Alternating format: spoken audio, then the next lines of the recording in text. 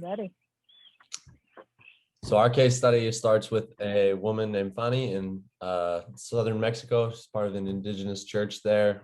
She has an 11-year-old and a 7-year-old, and she's dealing with things that are coming up in the Day of the Dead celebration, which is a local celebration celebrating this day of going out to grave sites and building altars to these people and believing their spirits can come back. And it deals with lots of their favorite foods, candles, skulls, and other memorabilia being placed on these altars and somewhat celebrating these spirits. Fanny has come to the church and she has said that she is not feeling great about these things, but her mother has also recently passed away. Her husband is out of the picture. And so she's trying to figure out how to guide her children through this season with what's going on with her home life, but also her children have now been asked at school to build an altar together. Every kid is required to bring something to this altar to put together to celebrate this spirit life and all of these things. And she's unsure how to interact with that. There's a couple key issues really going on in her head. For her, it's how to engage with her family, how to engage with the local culture while also remaining true to her faith that is newer, it's still taking root, but also how to interact with her kids, how to get her kids really involved in understanding that this is not who we worship Christ alone, and we worship him for who he is, but also not wanting them to feel isolated, not wanting to make them the outcasts at school, and not allowing them to be really kicked aside and just feel a little bit of resentment towards their mom's decision and their mom's church.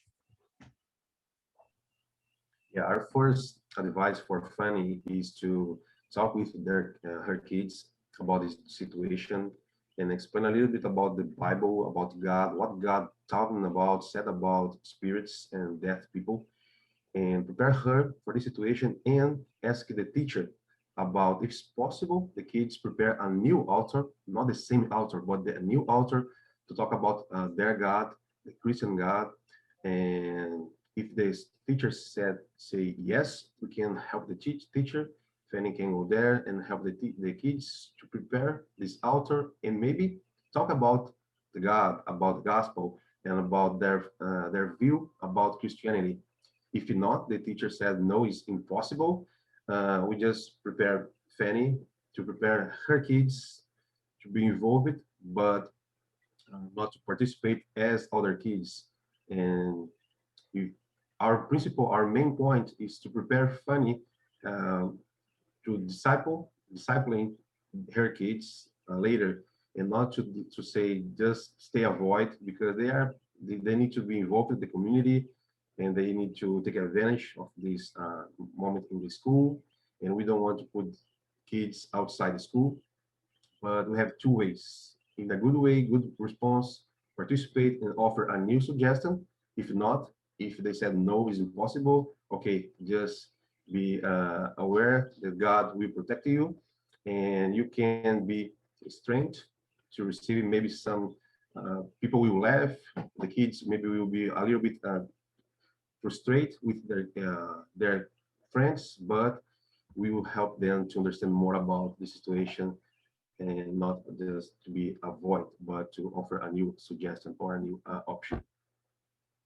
And we understand that Fanny comes from a very Catholic family, and having just lost their mother, that her family is probably pressuring her to participate in Dia de los Muertos.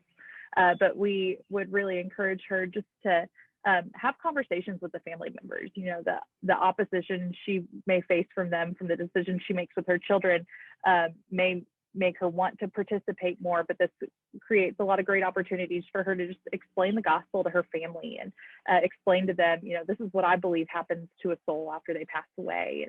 And you know, creates opportunities for them to find ways to honor their mother without building an altar to her, without doing something that may go against what Fanny believes. And so this is just a great opportunity, again, for her to not only speak to her children, but the rest of her family members that may have not come to the same convictions as her.